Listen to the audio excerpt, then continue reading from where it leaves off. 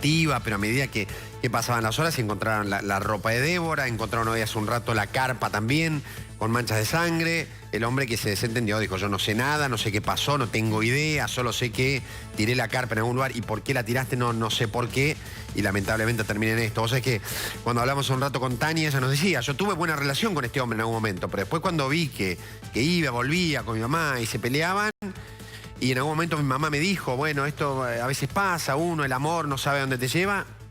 Mirá, ¿no? Lamentablemente una de las últimas conversaciones que tuvieron, mirá lo que termina en este caso otro de brutal, de violencia de género, de un asesinato, un crimen, ¿no? Independientemente. Total. Después de los agravantes que hace un rato nos contaba Nacho. Así que los dejo con esta historia, que es una historia muy, pero muy lamentable, que te va a tocar contar a partir de este momento. Muchas gracias, Fede. Buenas tardes. Muchas gracias, buenas tardes. Y aquí seguimos, por supuesto, insistimos con esto, aquellos que recién se están sumando. Encontraron el cuerpo de Débora, esta mujer que estaba desaparecida en Necochea, de la cual no se tenía noticias desde el último sábado. Ayer te contábamos parte de su historia y hoy la peor noticia, que es el hallazgo de su cuerpo, sin vida, por supuesto. Este es el lugar del hallazgo. Este hombre que fue detenido desde el primer momento, Nacho, esto hay que decirlo. Estamos hablando de la justicia, que el primer lugar en donde mira es en la pareja de esta mujer, ¿no? Pareja con la que estaban compartiendo un camping allí mismo en Necochea, en donde no solamente hizo movimientos sospechosos, intentó irse en algún momento, pero en cuanto lo detuvieron, dijo: yo no me acuerdo de nada. Vamos a ir al encuentro de Analía Elefante, al lugar del hallazgo, en donde está ocurriendo todo. Imagino, Analía, la conmoción que se está viviendo allí. Sí, Elio, ¿qué tal? Buenas tardes. Sin duda, vemos en este momento que está saliendo el fiscal, que se está acercando para charlar con la familia. Justo se acaba de largar a llover. Vemos a lo lejos también cómo salen del grupo de rescate que habían venido con los kayaks cuando surge esta nueva pista que hablaba de la posibilidad de que haya arrastrado el cuerpo de Débora por esta calle por la que estamos ahora, y que indicaba que había que buscar aquí, cerca del lago. Ahora, la realidad es que el cuerpo estaba apenas sepultado, y lo que hay que pensar, se escuchan gritos desgarradores que vienen de donde está la familia. La verdad que es muy triste, es muy difícil. El fiscal, evidentemente, como decíamos, se acercó para... Ani, para perdóname, pero te digo, el desgarro es tal que se escucha de fondo, Se escucha de fondo mientras vos nos hablas. Y estamos lejos, sí. Y estamos lejos.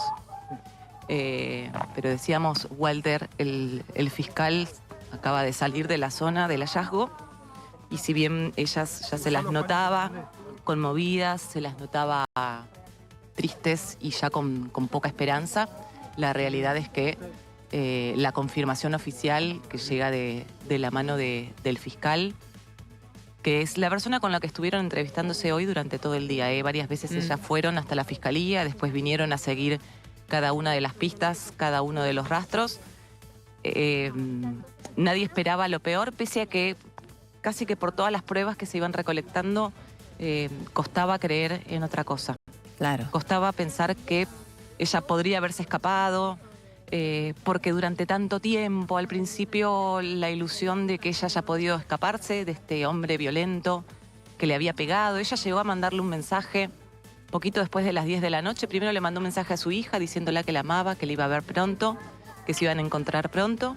Y después le mandó un mensaje a su hijo mayor en el que le decía que le habían pegado. Seguramente esa discusión que dice el sereno que ha escuchado, una discusión dentro del camping. Sí. Después el sereno cuenta que los ve abrazados. Los ve abrazados y piensa, bueno, quizás se pelearon y se reconciliaron.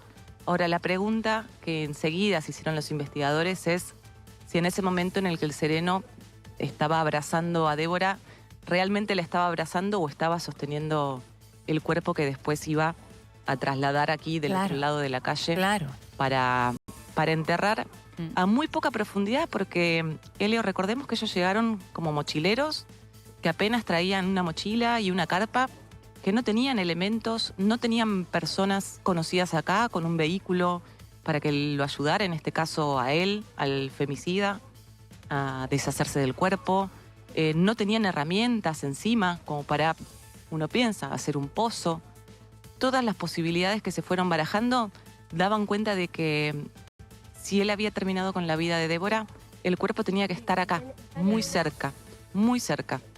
Y cuando se reporta la desaparición de ella, claro, el primer hilo de investigación, una pequeña luz también quería indicar que ella quizás había tomado algún micro o estaba haciendo dedo para volverse porque se había peleado con su pareja, por eso se había extendido en un primer momento la búsqueda y el rastrillaje hacia las rutas y hacia las localidades aledañas, pero lamentablemente, Elio, cuando empezaron a aparecer las primeras prendas con manchas hemáticas y los primeros indicios, y se empezó a conocer también el pasado de este hombre violento, que tenía antecedentes, ¿no? En Tandil, que había sido denunciado por su ex, tenía un antecedente por violencia de género de su expareja, que había radicado la denuncia en Tandil. Sí. Pero bueno, la verdad es que todos, incluso Tania, su hija, con quien hablamos hace un ratito, hasta hace una hora mantenía también la esperanza de, bueno, poder... somos muchos que estamos acá trabajando, por ahí se mezclan otras voces. Bueno, de poder dar con su mamá, confiando también en ella, en su carácter y en su espíritu de supervivencia. Que totalmente la lógico, ¿no? Esto, Ani, que nos está contando, digo, de su hija Tania y de todos sus familiares.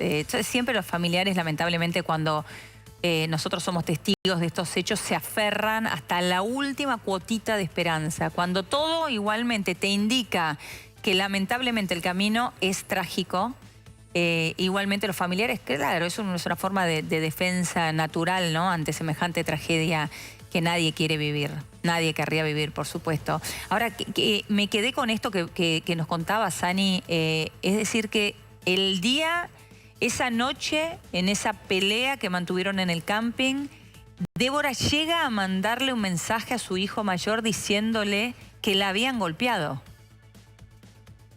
Que le habían pegado.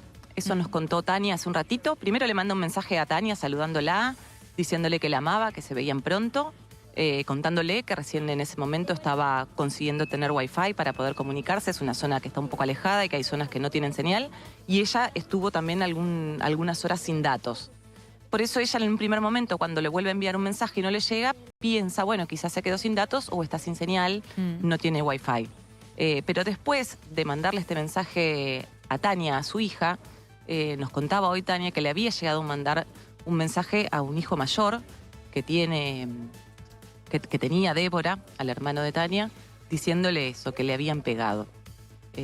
Tania todavía no había podido verse con su hermano, estaban esperando para juntarse en estas horas para venir acá, para seguir también de cerca esta búsqueda, cuando nos confirman que el desenlace es lamentable, mientras vemos también que se mueve la unidad de traslado, que como decíamos, ¿no? Y la verdad que estuvimos por la zona de la playa, estuvimos por las zonas linderas al camping, y el cuerpo enterrado a muy poca profundidad de Débora estuvo acá todo el tiempo al lado de las familias que habían venido a disfrutar el día de playa y el día familiar aquí en la zona del Lago de los Cisnes.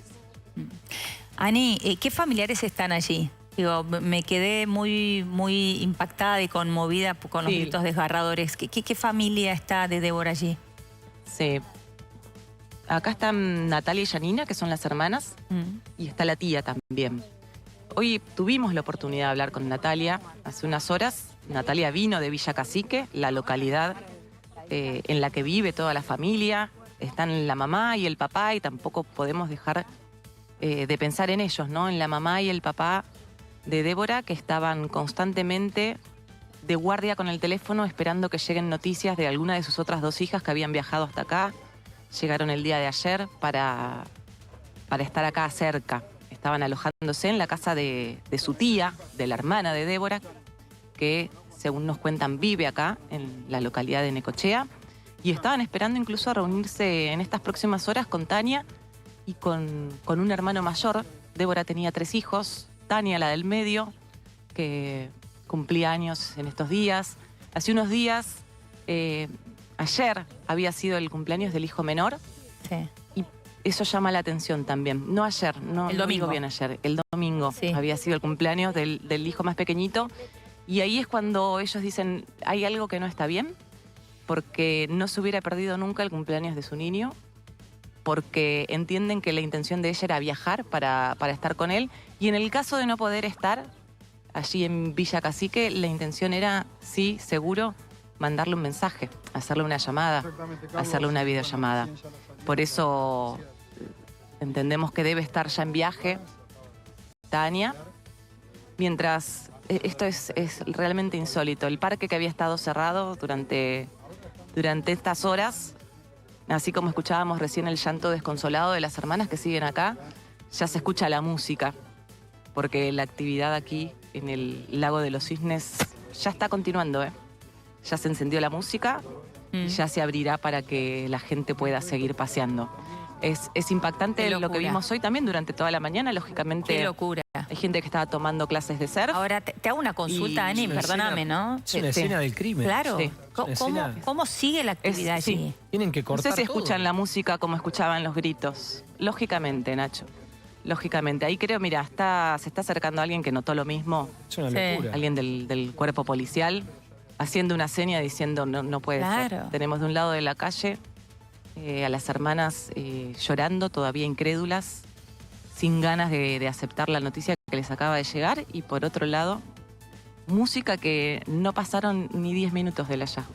Una Ya se locura. encendió la música para que siga la actividad. Por dos motivos, Lago ¿no? de Como los bien Cisnes. marca Realmente Nacho, no. Ana, primero que estamos hablando de una Sí, escena claro. del crimen, ¿no? Totalmente. Y después Aparte hay anillos de seguridad que Claro. hay que hacer en el lugar. Y después, por supuesto, por empatía, por mesura, Tremendo, ¿no? tremendo. Por el dolor que está viviendo esta familia. Digo, ahí tienen que apagar todo, cerrar toda actividad, todo aquel que esté en el camping, en Bueno, el ahí se lago, apagó la música. sacarlos de Sí. ahí, ¿no? Tienen que Ahí se sacar apagó a la todos. música. Ahora yo hoy realmente estuve pensando en Nacho durante toda la jornada, porque cada vez que nos acercábamos a un lugar pensaba en eso, en lo que se está contaminando.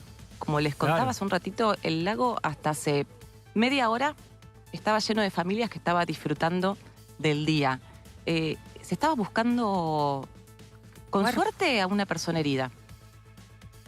Con suerte se estaba buscando una persona herida acá. Y alrededor lleno de niños comprando alimento para darle a los cisnes o alquilando alguna de estas embarcaciones para pedalear alrededor del lago. Realmente cuesta entender eso, ¿no? Porque nosotros como periodistas lo veíamos, notábamos por un lado a las hermanas deambulando por acá, por otro lado a la policía queriendo tomar medidas, mirando, haciendo seguimiento de cámara, y por otro lado lo lógico, ¿no? La vida de la gente que estaba aquí y que seguía con total normalidad, pero Nacho, lógicamente, pisoteando todo el lugar que era todavía una escena del crimen.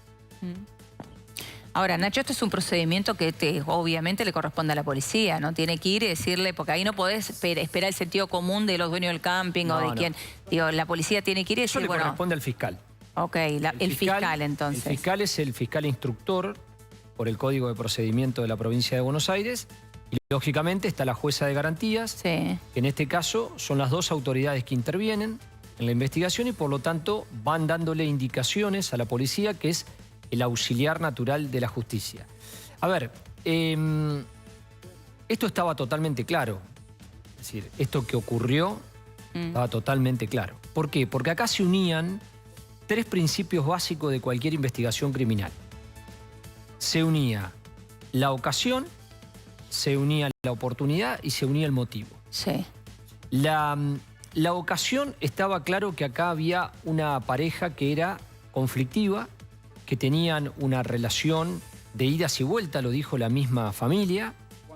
Además, con él, que tenía un rol muy preponderante en la pareja, donde él era el victimario y ella era la víctima, en las discusiones y en la situación que vivían, donde había lo que hemos explicado tantas veces aquí, que es la espiral de la violencia de género, donde la violencia de género se expresa de manera psicológica, de manera simbólica, de manera económica, hasta que, no hemos cansado de explicarlo, hasta que hay un pase a la acción. Cuando hay un pase a la acción, que eso deja de ser un gesto, que deja de ser una palabra, que deja de ser una amenaza, que deja de ser una advertencia y pasa a ser la violencia física, viene inmediatamente después el homicidio. Eso por un lado, es decir, la ocasión está totalmente claro acá. Ahora la oportunidad es interesante pensarlo desde el punto de vista de la investigación. Si acá había un foco de conflicto subterráneo entre los dos, ¿y por qué fue ese viaje donde los dos se toman los días de descanso, se van de mochileros, se van a ese lugar alejados de la familia? ¿Qué tipo de conflicto subterráneo había que se desencadenó dentro de la carpa? No tengo ninguna duda que la escena primaria del crimen fue dentro de la carpa. Ahora, ¿se desencadena ahí o pudo haber habido una planificación por parte de este hombre? Eso no lo vas a saber porque está dentro de la mente del criminal. Lo que sí está claro que el conflicto se desarrolló dentro de la carpa porque había manchas de sangre del tipo dinámica. Claro. Es decir, cuando hay manchas del tipo dinámico, marca una dinámica entre los dos, un proceso de ataque, un principio de transferencia, y él tenía rajuneado el cuello. Por lo tanto, hubo un cara a cara entre ellos dos. Tenía improntas ungueales, que son cuando la mujer naturalmente se defiende con los dedos y genera rajuños del tipo defensivo. Es decir, cuando alguien te ataca, vos te defendés. Claro. Y la carpa, yo no descartaría que haya utilizado la carpa para generar la maniobra de arrastre, porque me llama la atención lo que descubrieron los peritos, que es la maniobra de arrastre de muchísimos metros, desde el lugar donde ellos estaban al lugar donde finalmente generó el enterramiento del cuerpo. Acaba de llegar una ambulancia. Ahí llegó una ambulancia, estamos viendo seguramente para asistir a la familia. Fíjate lo que es la mente del criminal, ¿no? Sí. Un cuerpo al aire libre se desintegra en una semana, un cuerpo en el agua en 2 semanas y un cuerpo en la tierra se conserva hasta 8 semanas. Fíjate lo que es un criminal totalmente desorganizado, rudimentario y no profesional. Fíjate lo que hizo. Trató de alejar el cuerpo lo más posible, pero lo depositó en un lugar donde, mirá, acá tengo el nombre, el perro rastreador Argo, que es el perro de la provincia de Buenos Aires, lo ubica junto con el trabajo de los peritos de determinar el arrastre y el aporte de una cámara de seguridad. O sea, este fue el trabajo clave. Bueno, ahora vamos a recapitular todo este camino que bien nos está contando Nacho. Volvemos con Analía porque llegó una ambulancia. Ani, contanos qué está pasando allí. Sí, bueno, acaba de ingresar una ambulancia. Nos pidieron que nos corriéramos, se escuchaban las sirenas que venían de lejos. Están asistiendo. De acá de lejos no logramos ver si es la hermana de Débora o si es una de las tías. No logramos ver quién es la persona que está siendo asistida, pero escuchamos hace un ratito el grito desgarrador por un lado y por otro pensar que las 2 hermanas de Débora eran las personas que estaban en constante comunicación con el papá y con la mamá de Débora, que eran quienes esperaban noticias, quienes esperaban un hallazgo, quienes guardaban esperanza.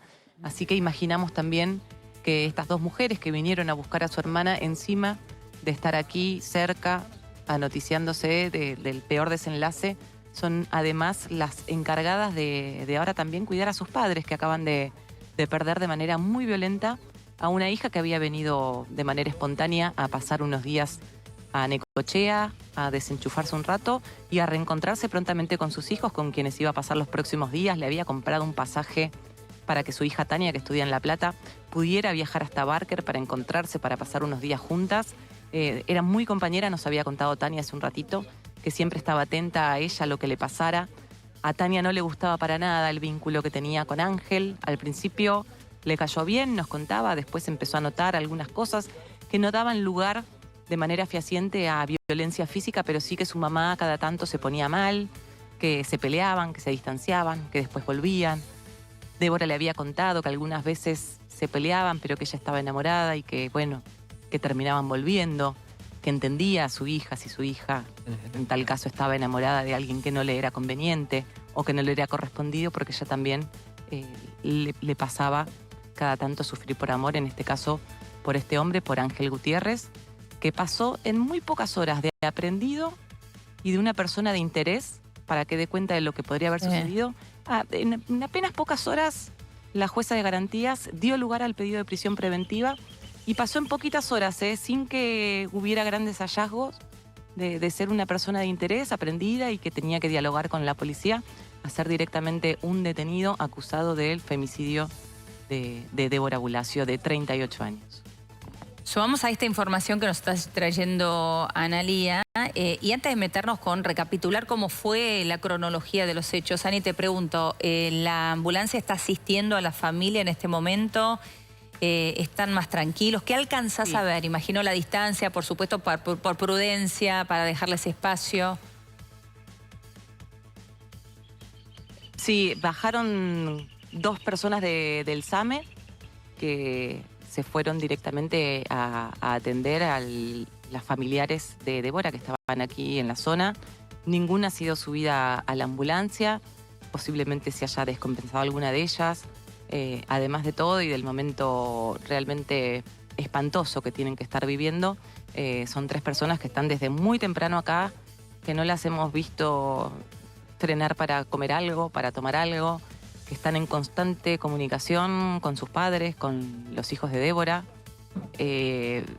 Así que posiblemente la sumatoria de todo esto, de la angustia, de estas jornadas largas de búsqueda, de estrés, de incertidumbre, que era lo que nos contaba hoy Natalia cuando le preguntamos qué sentía, era incertidumbre total. Su sensación era eso, una sensación de incertidumbre total, pese a que guardaba todavía esperanzas de esto, ¿no? De que Débora haya podido alejarse de su golpeador, de este hombre violento, que terminó de la manera más cobarde con la vida de esta mujer de 38 años. Bueno, tremendo, ¿eh? Estamos viendo imágenes en el lugar en vivo en Necochea, minutos después del hallazgo y de la peor noticia para la familia, que están allí recibiendo, por supuesto, asistencia, en este caso del SAME. Si te parece, Nacho, vamos a recapitular un poco cómo fue el hallazgo. Vos recién mencionabas la labor de un perro de la policía de la provincia de Buenos Aires, la importancia también de una cámara, ¿no?, que lo lleva al lugar del hallazgo. ¿Nos contás cómo fue? Sí, mira, a mí que me gustan los papeles, los voy a desplegar acá y vamos a hacer una reconstrucción. A ver, ahí lo vamos a poner acá, los pongo acá arriba de la mesa y los voy a ordenar de esta manera. Mirá, acá la investigación en realidad empieza a tomar forma apenas la familia hace la denuncia. Sí.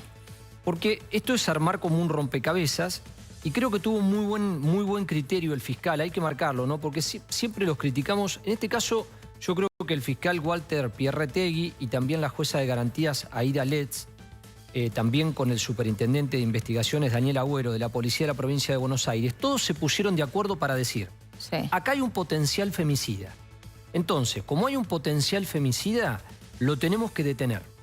Lo tenemos que detener, lo tenemos que inmovilizar, lo tenemos que dejar a disposición nuestra, porque no hay otra posibilidad. Es decir, no se pensó en un accidente, no se pensó en una fuga de la mujer, no se pensó en una situación donde la mujer pudiera hasta esconderse, sino que se pensó siempre en una situación de homicidio.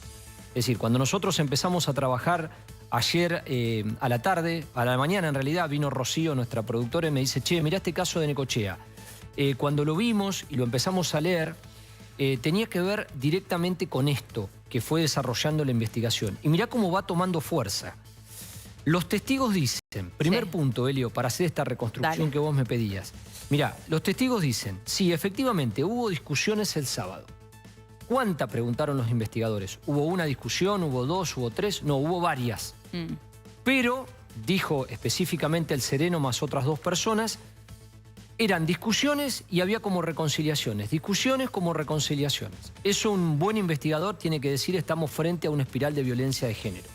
Primer dato acertado de la investigación. Acá estamos hablando del sereno del camping, y de otra gente que también estaban participando de ese camping. Que estaban ahí y habían visto. El otro dato importante, Elio, en esta reconstrucción. Lo que vos decías recién, un llamado a la hija donde le dice que la ama, le manda un mensaje. Le manda un mensaje al hijo donde le habla de golpes. Después le habla de que se va a volver a comunicar cuando consiga Wi-Fi. y se corta todas las 10 de la noche del sábado. Sí. Por lo tanto, vos tenés dos datos importantes. El primero, que está en un lugar donde no tiene buena señal, por lo tanto no te vas a poder comunicar ante una situación de Sí. emergencia. El otro dato, que tiene que ver con lo cronológico, a las 10 de la noche se corta la comunicación, no tenemos más vínculo con la víctima. Buen criterio de la Y investigación. el dato del golpe, ¿no? Que te diría el mensaje del golpe. El mensaje del golpe Sí. es clave. Lo otro, él se baña. Cuando vos te bañás, te sacás elementos de encima Claro. y hasta se cambia de ropa. Lo otro, él se encarga de registrar la salida. Es decir, él se va del lugar, se escapa por atrás del lugar, pero cuando el sereno quiere registrarlo, él no está registrado. Él se fue. Y ella tampoco está registrada. Claro. Pero el sereno no sabe qué pasó con la mujer. Por lo tanto, ahí hay una cuestión de registro. Bien. Después, él se quiere ir a dedo de Necochea. Cuando vos te vas a la ruta y empezás a hacer dedo, te subís en un camión, te llevas Chau. un auto... Te perdés por la ruta. Y desapareces del mapa. Y ahora empiezan a aparecer los otros datos que nos van dando más fuerza, nos van consolidando la hipótesis de que acá estamos frente a un potencial femicida. Logran detenerlo muy rápido. Muy rápido. Eso Muy es lo rápido. primero que hay que destacar, ¿no? Porque bien decís vos, se subía a dedo en algún camión Y te vas. y estamos todavía buscándolo. Sí, de hecho, si vos mirás el mapa de la zona de Necochea Necochea. y esa parte de la costa atlántica, tenés rutas provinciales, algunas más importantes que otras, que salís rápidamente, podés subir hacia la zona de Mar del Plata, podés subir hacia Bahía Blanca o podés cortar camino en diagonal hacia el centro de la provincia de Buenos Aires, donde hay como 6, 7 rutas provinciales. Ahora, aparecen datos que ponen la balanza mucho más inclinada a la posibilidad de que estemos frente a un crimen. ¿Cuáles son esos datos? Le revisan el celular y encuentran mensajes donde él admite que agrede a la mujer. Bueno, segundo mensaje entonces que reafirma lo que mandó Débora a su hijo. Después, hay grabaciones. Es raro esto, Helio. Si vos discutís con alguien, Sí. no sé, yo no lo haría jamás, pero vos discutís con alguien y grabás una discusión, sobre No. todo si tenés un problema con tu pareja. No, bueno, jamás. Este hombre había grabado una discusión fuerte.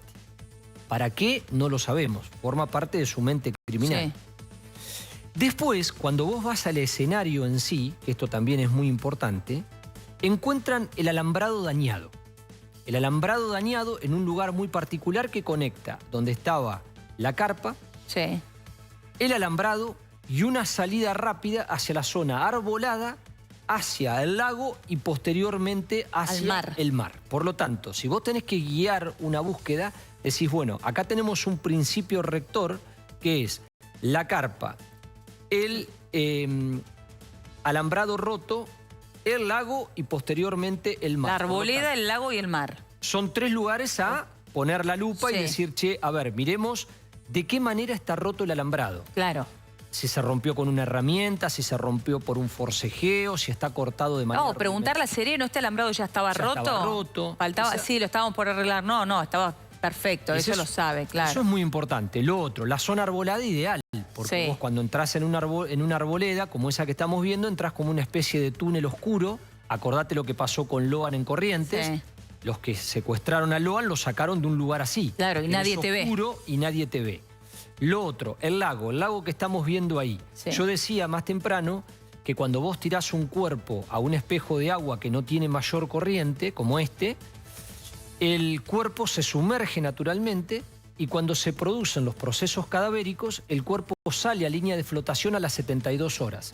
Por lo tanto, los investigadores sabían que domingo, lunes, martes, hoy tenía que salir el cuerpo a línea de flotación. Eso depende también de la temperatura del agua, de la Claro. humedad, de los cambios climáticos, etcétera. Pero los cuerpos naturalmente